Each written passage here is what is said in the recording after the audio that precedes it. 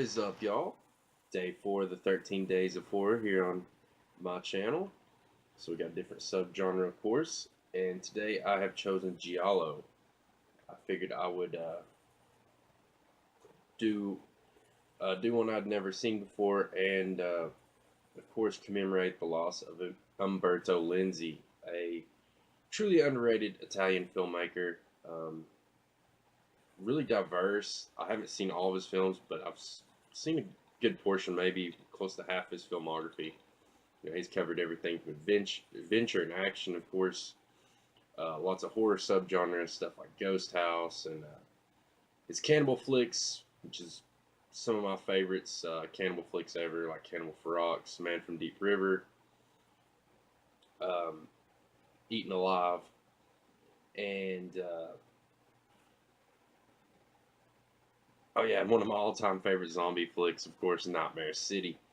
So the man Umberto Lenzi, I chose one of his more infamous giallos, if you will, and that is Spasmo. Really odd and different giallo right off the bat. I'll say that about this. Your main story follows Christian, played by Robert Hoffman. He's out on a date with his girl. Kind of out in the woods. They're looking for some romance, it seems, and they come across what seems to be a hung woman in the woods. Of course, naturally, they're totally freaked out and all this. But after a little closer look and further investigation, they find out that there is a mannequin instead of an actual dead body. Then at this time, they see a mysterious man flee from the scene. So I think soon after that they go to a little party together, meet this rich business owner and his girlfriend, played by Susie Kendall. Her name is Barbara in the movie, I believe. And this Christian dude ends up hitting it off with Barbara and leaving his girl at the party and taking off with Barbara. So when he's going to a hotel to get romantic with this woman,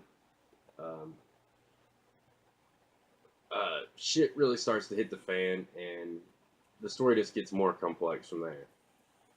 Of course, you have the rich businessman coming to reclaim his love, if you will, but there might be another character behind some of these murders and attacks. So basically, Christian's character is getting just pulled into these mysterious murders and these plants of these mannequins.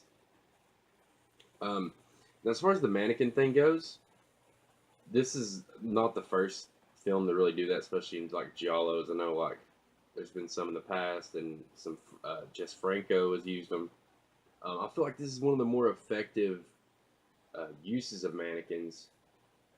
Pretty creepy stuff. It's some of the most memorable I've seen in like a horror film or a giallo. In my opinion, it's up there with stuff like Maniac and Tourist Trap. I think did a good job with mannequin stuff. But yeah, they're some of the creepier parts of this movie and unsettling, and I think they're metaphoric as well.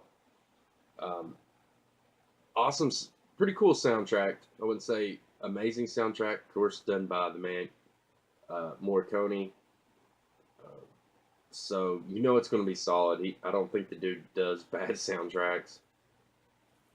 Even with maybe a more straightforward soundtrack of his, it still really adds to the suspense and does a good job. Setting more atmosphere to the film, I think. There's not a lot of over-the-top gore in this one for a giallo, but I feel like it's pretty intelligent the way the kills are done, and I feel like it's tasteful. There's not a lot of over-the-top nudity and over-the-top gore that you might see in a lot of giallos in the era. Kind of even a little bit of sadomasochism. There's like a little bit of like just suggested sexual advances and more suggested actual killings on the screen. Um, Interesting fun fact that a lot of these kills were added in post filming and were actually filmed by the man George A. Romero. So I thought that was really cool. And this film was actually originally slated to be directed by Lucio Fulci. So really kind of cool backstory to this one. Um, there's a lot of hallucinatory elements, a lot of uh, kind of mental breakdowns that really just add to just the oddness and the atmosphere to this one. Really kind of nightmarish elements to this film that really work well. I think they're quite effective. Um, yeah, just a really odd Giallo film. Definitely not your typical paint by the numbers as far as the development goes. It's much more story driven, and of course you got the cool murder mystery aspect, but it kind of breaks the glove killer um, formula that you do see in a lot of giallos, but it still comes off with some of the POV shots and has that mystery. Really, just a really awesome giallo. I feel like it's pretty much madly underrated. Good stuff. I would like to see a little less of Robert Hoffman in this one. I think the could added more use from the other actors and characters.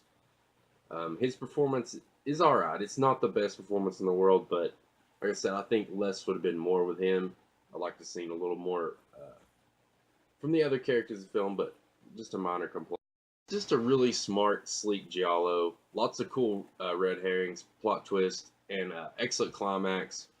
I'll give it a really solid 8 out of 10. Good stuff, guys. Definitely check this one out if you're a Giallo fan and a Lenzi fan. R.I.P. Lenzi. Thanks for the amazing work, and definitely look forward to checking out more of his films. Peace.